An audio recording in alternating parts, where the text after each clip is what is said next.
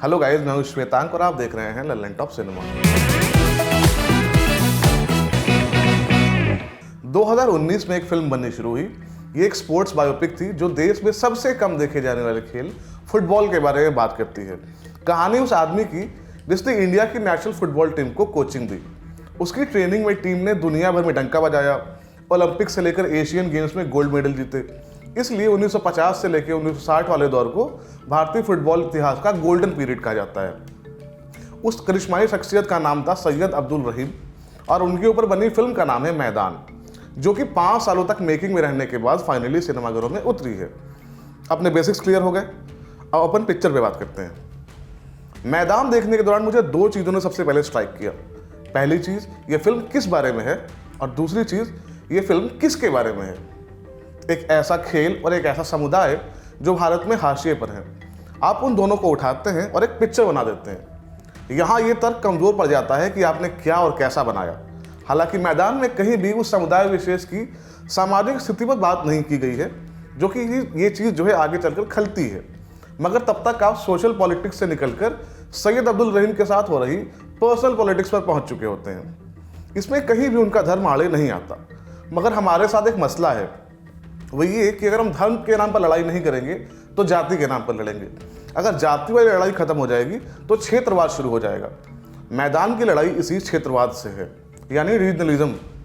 अब कॉन्फ्लिक्ट ये है कि फुटबॉल तो कलकत्ता में सबसे ज़्यादा खेला और देखा जाता है, इसलिए वहीं से अच्छे खिलाड़ी निकलते हैं, इसलिए उन्हें ही नेशनल टीम में जगह मिलनी चाहिए। मगर रहीम की सोच इससे अलग थी। वो देश के कोने कोने से अच्छे खिलाड़ियों को जमा करके एक वर्ल्ड क्लास फुटबॉल टीम बनाना चाहते थे, जो इंटरनेशनल टूर्नामेंट्स में भारत को मेडल्स दिलाए। ये बात फुटबॉल फेडरेशन ऑफ इंडिया के सदस्य शुभांकर को खल जाती है। अब यहाँ से शुभांकर रहीम को दरकिनार करने की कोशिशों में लग जाते हैं। इसमें उनकी मदद करते हैं रॉय चौधरी। वो देश के सबसे बड़े माने हुए स्पोर्ट्स जर्नलिस्ट हैं। इनकी रहीम से दुश्मनी इसलिए है क्योंकि एक मौके पर रहीम इनकी भी आना को ठेस पहुंचा चुके हैं। अब यहाँ से 2 चीज़ें होती हैं जो आपको फिल्म में देखने को मिलती हैं। रहीम कैसे भारतीय फुटबॉल टीम के कोच पद से हटाए जाते हैं और कैसे वापस आकर वो भारत को टॉप पर पहुंचाते हैं। ये सब एकदम सिनेमैटिक और क्लीशे से भरपूर तरीकों से होता है।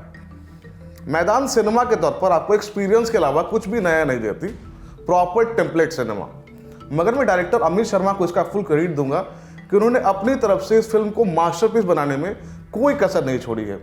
उन्होंने इस फिल्म को बनाने में अपना सब कुछ झोंक दिया है। एक तरह से देखें तो ये उनकी बाहुबली है और हमें ये चीज़ एक्नॉलेज करनी चाहिए। 2018 में अमित शर्मा की बधाई हो रिलीज़ हुई। कोई भी और फिल्म मेकर होता तो उस सफलता को बुलाने की कोशिश करता, वो कमर्शियल गुण वाले प्रोजेक्ट चुनता। मगर अमित ने चुनी एक स्पोर्ट्स बायोपिक, एक ऐसा जॉनरो जिसकी गिनी चुनी फिल्में हमारे यहाँ चली हैं। मुझे चक दे और MS Dhoni the untold story के अलावा कोई नाम नहीं ध्यान आता, मगर उन्होंने फिर भी वो कहानी कहने के लिए चुनी जो उन्हें कंपेलिंग लगी, और उसे बनाने में उन्होंने अपने करियर के पीक पर 5 साल खर्च कर दिए। 2019 से 2024 के बीच मैदान के अलावा अमित ने सिर्फ लव स्टोरीज 2 नाम की एंथोलॉजी फिल्म में एक सेगमेंट डायरेक्ट किया है। मैदान की कहानी सबको पता थी क्योंकि एक रियल आदमी से इंस्पायर्ड फिल्म है। सारा खेल यह था कि उस कहानी को बरता कैसे जाता है। इस फिल्म की राइटिंग यानी स्टोरी, स्क्रीन प्ले और डायलॉग्स को मिलाकर कुल 8 लोगों ने काम किया। मगर ये इतनी मॉडेस्ट फिल्म है कि आपको कहीं भी इसका भान ही नहीं होता, क्योंकि लेखन में आपको ताजगी महसूस नहीं होती। आप जब तक दर्शक को चौंकाएंगे नहीं, आप उनका भरोसा नहीं जीत पाएंगे। मैदान ये नहीं कर पाती। आप कमोबेश हर ज़रूरी सीन में गेस कर लेते हैं कि क्या होने वाला है, इसमें कोई दिक्कत नहीं है। मगर जब आप ये गेस कर लेते हैं कि वो सीन कैसे होने वाला है, यहाँ खराब लगता है। फिल्म के विजुअल्स राइटिंग की गलतियों को ढकने की कोशिश करते हैं। फिल्म का VFX टॉप नॉच है।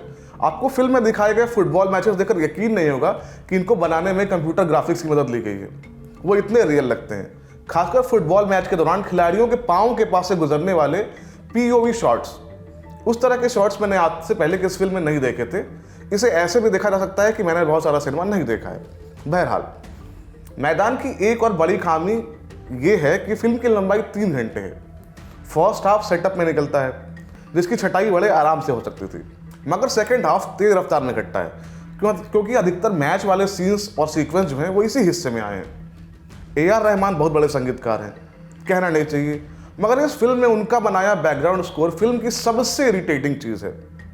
हालांकि ठीक क्लाइमैक्स में वो इस चीज़ की भरपाई कर देते हैं। मैदान का आखिरी आधा घंटा जो है वो पिछले 2.5 घंटे पर भारी पड़ता है। अब एक्टर्स की परफॉर्मेंस की बात कर लेते हैं। मैदान में अजय देवगन ने सैयद अब्दुल रहीम का रोल किया है। अजय इस फिल्म की आत्मा है। वो पूरी फिल्म में संयमित नजर आते हैं, वेरी कंट्रोल्ड, ऐसे रेस्ट्रेंट परफॉर्मेंस जिसको कहते हैं वो है। मगर वो टिपिकल हीरो कैरेक्टर है, क्योंकि फिल्म को अजय के अलावा कोई और दिखाई ही नहीं देता। यहीं पर मैं चक दे के साथ इस फिल्म की तुलना करना चाहूँगा। स्मिथ अमीन ने जो चीज़ें अपने हीरो और टीम के साथ की वो शायद अमित शर्मा नहीं कर पाए। चक दे में आपको कबीर खान के साथ उसकी टीम के खिलाड़ियों के बारे में बताया जाता है। उनके आपसी समीकरण फिल्म का एक बड़ा चंक तैयार करते हैं। कबीर का धर्म फिल्म की धुरी थी, मगर मैदान से वो चीज़ें नदारद हैं। हालांकि मैं ये नहीं कहूँगा कि आपको उसकी कमी खलती है। गजराज राव ने रॉय चौधरी नाम के स्पोर्ट्स जर्नलिस्ट का रोल किया है। इस किरदार की लिखावट बहुत ओवर द टॉप है। वो एक समय पर फिल्म का मेन विलन होता है, मगर फिर वही लास्ट में हृदय परिवर्तन वाला घिसा हुआ मटेरियल आ जाता है। वो तो गजराज राव जैसा एक्टर था जो उस किरदार को बचा ले गया। इसलिए एक एक्टर के तौर पर पब्लिक में आपकी गुडविल होनी जरूरी है। रुद्रनील घोष ने फुटबॉल फेडरेशन ऑफ इंडिया के सदस्य और भावी चेयरमैन, पढ़े चेयरमैन शुभांकर का रोल किया है। उन्हें उम्मीद से ज़्यादा स्क्रीन स्पेस मिला है और उनका काम भी ठीक है। अमित शर्मा मैदान को जो बनाना चाहते थे शायद वो ये फिल्म नहीं है, मगर मैदान वो फिल्म भी नहीं है जिसे बिना देखे खारिज कर दिया जाए।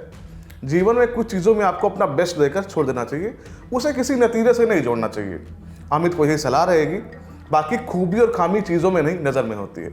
इसलिए सिनेमाघरों में जाकर मैदान देखनी चाहिए और खुद के लिए फैसला लेना चाहिए। ये हमारा मानना था। आपको जो लगता है प्लीज़ कमेंट बॉक्स में बताएं। मैं था श्वेतांक और आप देख रहे थे लल्लन टॉप सिनेमा। शुक्रिया।